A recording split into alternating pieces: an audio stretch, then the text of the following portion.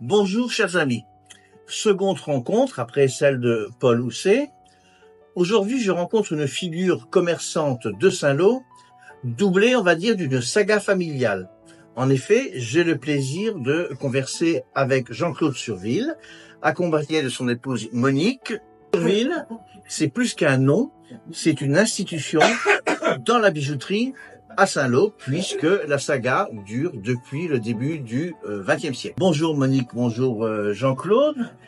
Alors, qui est Jean-Claude Surville? On va commencer par vous. Eh bien, tout simplement, j'ai succédé à mon papa, qui lui-même avait succédé à son papa aussi. Et la troisième génération. Ça fait donc la troisième génération de nous exerçons de la profession de détaillant en bijouterie et en horlogerie. Qui était ce grand-père qui a créé cette saga? Il était né à Comté-sur-Vire et il était orphelin de très tôt.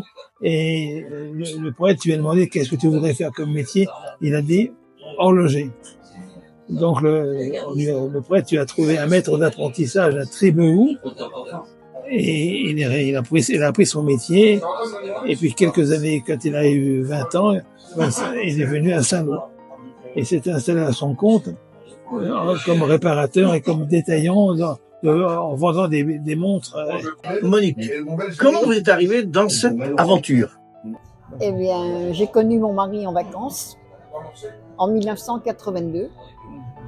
Et donc, je suis arrivée à Saint-Lô en 1982. Voilà.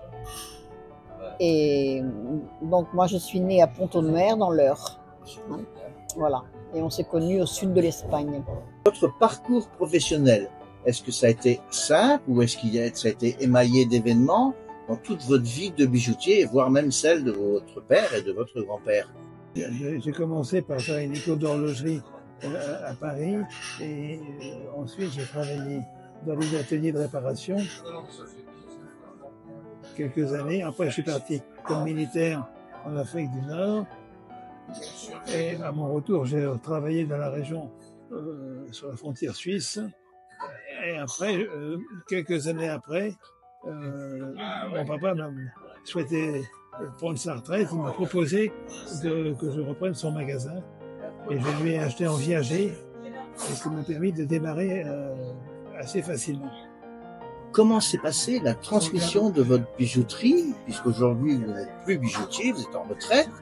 Ça n'a pas forcément été simple, ça a dû être un crève-cœur quelque part, où vous êtes content que l'activité soit reprise et soit pérennisée.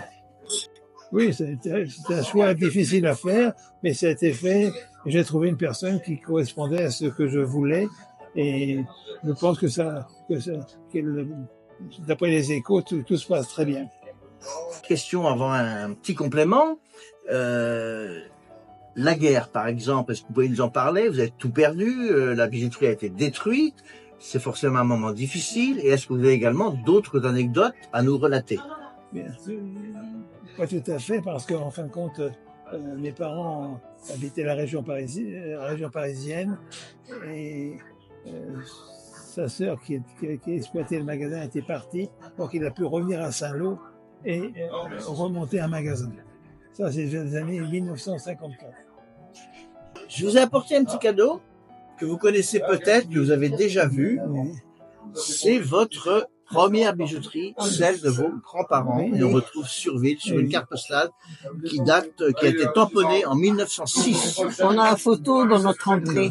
Voilà. Mon mari voulait le prendre tout à l'heure. Je lui ai dit non, c'est pas la peine. Voilà. Et voilà. Donc, Ouais. je vous l'offre. Je vous la laisse. C'est une petite remarque, vous voyez, les horlogers vendaient Vendaient des lunettes. Opticien, horloger, bijoutier. Oui, c'est vrai. C'était deux métiers qui étaient liés. Et il réparait les phonographes aussi. On a modifié le magasin, on a fait un magasin plus adapté à notre époque, c'est-à-dire les architectes ont pensé que le public voulait être libre. On a fait un magasin où les gens pouvaient circuler librement. C'est ça dans ma collection, donc j'ai dit tiens, il faut absolument que je la fasse refaire, donc je l'ai acheté ce matin. Ça on la voit bien, puis on voit bien Surville, voilà, il n'y a pas de souci. Voilà, nous avons évoqué donc la saga Surville à Saint-Lô. Monique et Jean-Claude, je vous remercie de m'avoir consacré un petit peu de temps pour évoquer vos souvenirs. Quant à moi, je vous donne rendez-vous pour une prochaine publication sur les réseaux sociaux et je vous souhaite donc une bonne journée. Merci.